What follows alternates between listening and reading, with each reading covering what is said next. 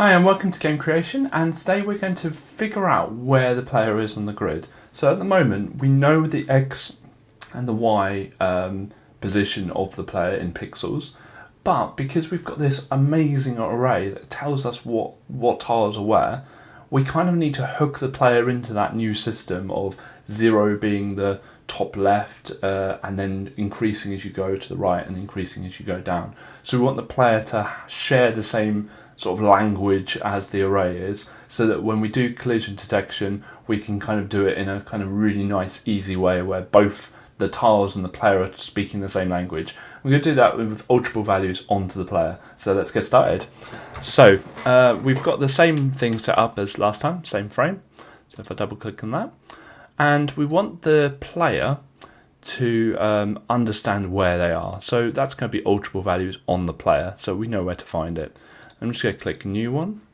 I'm going to say tile X. Now it's tempting to say position X, but actually for me position X is more in pixels rather than tiles. So I say tile so that I know that it's the tile value that's stored. So at the moment the player is at 1, 2. Wicked. And so remember it's 0 here, so if I run it I'll show you that. So this coordinate is 0, 0. Then if we move 1 across, it would be 1, 0. Move 1 down, it would be 1, 1. And then move 1 down again, it would be 1, 2. So X is 1 and Y is 2.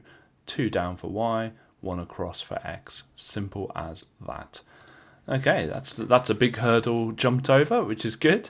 But the bigger hurdle maybe is working out where they are when they move. So at the moment, if I just load up the player, which is this one here, active object, and I think the player's active.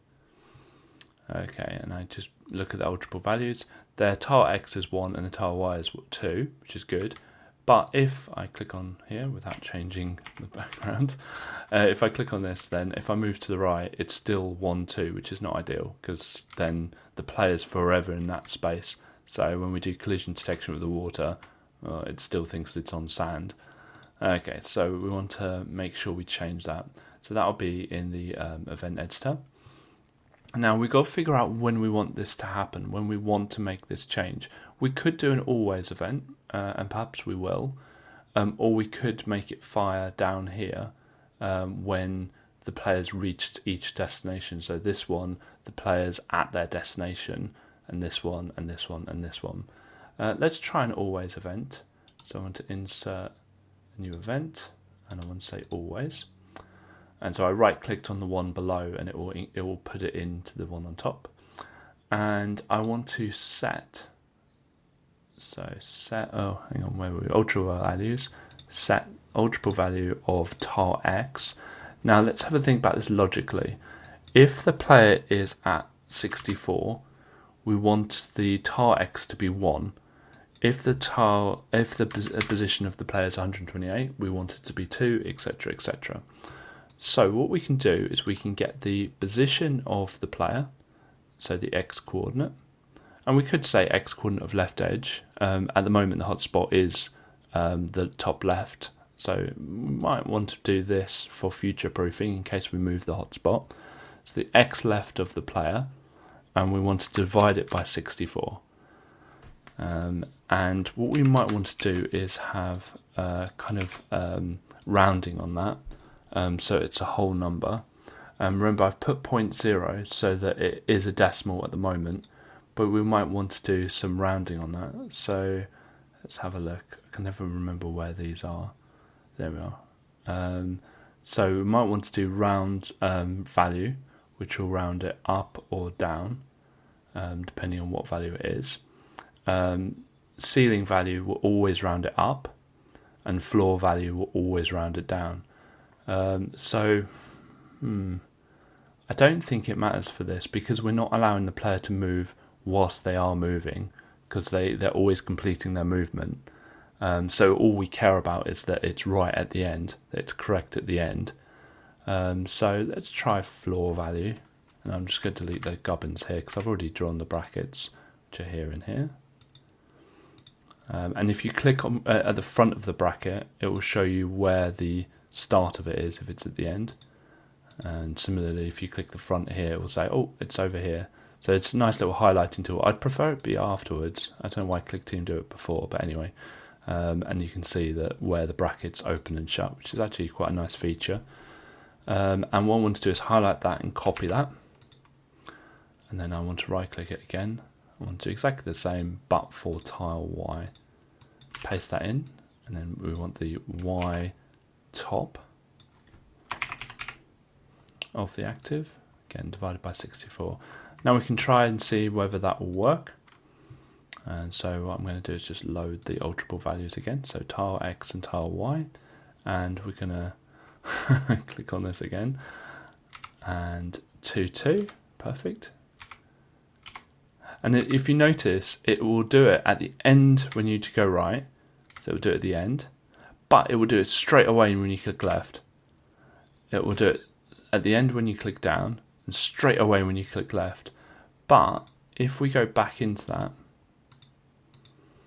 and instead of floor, we say round, which I think is here. Let's copy that. Let's go into this. Let's paste it in there. Hopefully, if my predictions are correct, it will now do it halfway in between for both of them. If I click on this, halfway, so it will always be halfway it makes the change. So it depends what you want. Do you want it to always happen at the end? I mean, we could do some clever stuff that say, well, if we're moving right, I want it to be straight away. So it would be a ceiling. If I'm moving left, I want it to be straight away, so it would be a floor. If you think about the mathematics of what's going on, then you can work out like how to achieve what it is that we want. But because if I click right and then up straight away, the player can't move up straight away. It doesn't really matter for us, because it doesn't really matter when it changes. So it's probably nice to be consistent and make it always halfway, which will be the round function. Yeah, perfect. So if I click left here, hey, we get a -1. Fantastic. So the player knows where they are, which is fantastic. I could have probably... So what ideally I would do is have everything based on these tile X and tile Y. So always have the position of the player based on those. I'm going to add a little bit on, because I'm feeling confident. What I'm going to do is move the player out completely, and I'm going to make sure that it's not created at start, because that's only there so I can change the animation, but that won't be the one we're using. And what I'm going to do is create a new group called player creation. Okay, and what I'm going to say is start of frame, we want to create the player. Now, I always create the player out of view, so I appear somewhere. You got to be careful, because if I make the player even bigger, then they can show on the screen. So you need it left enough, but try not to go too far left, because Clickteam might not create it at all. And because I've created it on this line, I can actually reposition it now. So what I want to do is I want to select the X coordinate, and I want to use this new position system, so which will be our tile X, and I want to put times 64 and copy that, and I want to set the